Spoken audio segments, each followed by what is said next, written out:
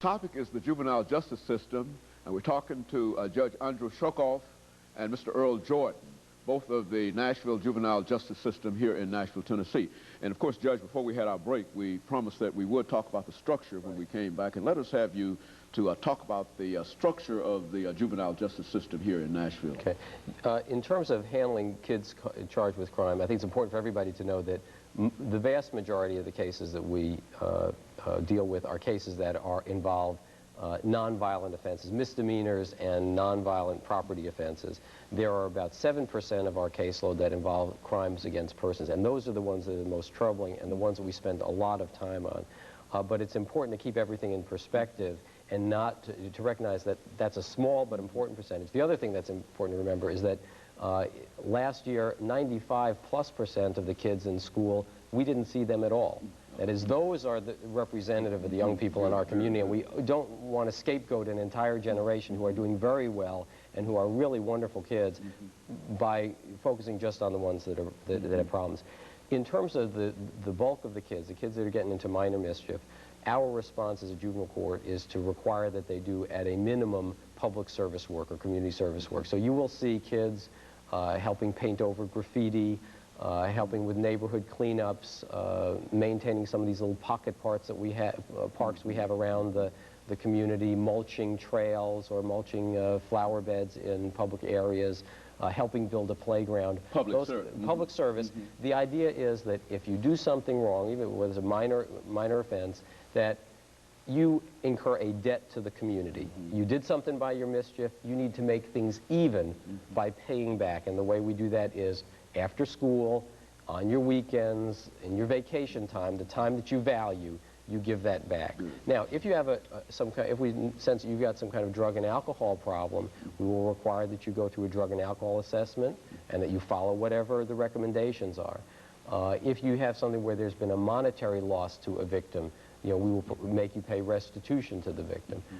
We may give, if the victim wants, we may require that you meet with the victim so that you can answer some of the questions, kind of face up to it, because I think that's, sometimes it's easier to face a judge than to face the person you harmed, and it's important to figure out how to make things right between you and the victim. So we do what's called victim-offender reconciliation or victim-offender conferencing some of the time. For the more serious offenders, or for the kids who don't respond to probation, those kids are either going to go onto the adult system or to the juvenile system counterpart of the adult system, that is to training schools or residential programs where you go out of the community. We try to deal with what your problems are, so when you come back to the community, you're less likely to get in trouble. But if you pose a risk to community safety, where you get dealt with is critical. And probation is for those kids that can safely be handled on probation if they either prove that they're not safe to do that by violating probation, or because the nature of their offense is so serious that we can't take the risk in the first place, we will send those kids on. We have about 40 probation staff who work out of 25 neighborhood offices in every housing development, in about 5 schools. We have a probation officer who went to Highland Heights Middle School as a child, who now has his office space there and knows that community. He's a resource. Part of that is because we can better supervise our kids on probation if we're there in the neighborhoods. Part of it is to have folks like Earl working with the community, working with kids before they're getting in trouble. We don't, and if you're a part of the neighborhood, that's something that you can do. So I'm very excited about our community-based probation efforts. You know, Mr. Jordan, I think that you've got a program that you're interested in called Stop the Killing Rally. Why don't you give our audience some information about that rally and how they might be able to assist you in doing what you're trying to do? Yes. Before I say that, also, I grew up in J.C. Denver, so it's an honor basically coming back in my neighborhood and doing, these type of programs with organizations like, the Downtown YMCA Urban Services and now juvenile courts. The thing of it is, Dr. Hay, there's a lot of different scenarios that's going on there in the community with, the killings, the homicides of very young victims. Adrian Dixon, who passed away 2 years ago. The last death that really hurt me was Keith Stevenson, the one that the young pupil who went to Glencliff High School, honor student, played football. I knew him very well. And one of the things that I wanted to do is I wanted to pinpoint the situation at hand, what's going on with Nashville and these homicide killings.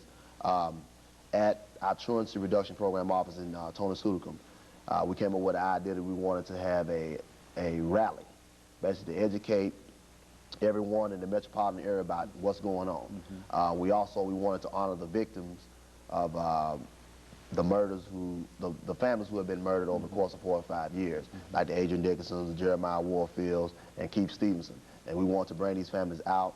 We want to have different sponsorships to come out, the churches in the Enterprise Zone area, which is what we call over in our neighborhood, in J.C. Napier, to come out and support this. Food donations of whatever, basically hot dogs, where we can feed the kids, we can feed our constituents and so forth. And that's what we want to do. We want to raise the question of what's going on with Nashville. We want to save Nashville because now, it's getting very, very dangerous. And like I was telling my coworkers yesterday, the Oilers is not even in town yet. And we're having all these homicides. So I want everybody to understand what's going to happen when the Oilers move to Nashville. You're going to bring different sides and different types of people to Nashville because why? The Houston Oilers, they play the Dallas Cowboys maybe one weekend. You're going to have people that's going to drive to Nashville to see the Oilers play the Dallas Cowboys, which is going to bring in more people. And my thing is, what are we going to do now to stop the situation before it gets even worse?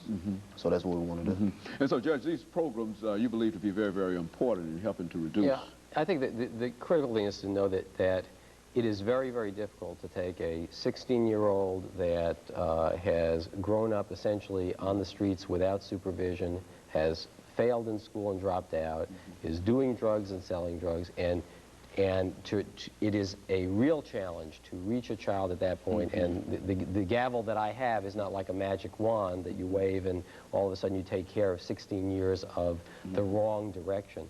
So we have to deal with those kids at this point, and that's what we have institutions for, and that's unfortunately why we're transferring some kids to criminal court, because things have gone too far. But when you look at the history of those kids, you look at the missed opportunities, and it is a tragedy if we don't learn from those kids what we need to do to prevent the other kids who are starting those paths. So focusing on truancy, focusing on mentoring programs, and that's, I think, an important message for the community, is that it's hard work to raise children, but all of us have to take some responsibility for helping set examples. That's why the mentoring programs are so powerful. And there are great opportunities for churches to get involved, for individuals to get involved, and to do that in elementary school ages. That's where we need some help, and that's where we're going to make the difference. Very good. And George, we've got a second commercial break coming up, and after which we will talk about the mentoring program. We'll be back with you following this short commercial break.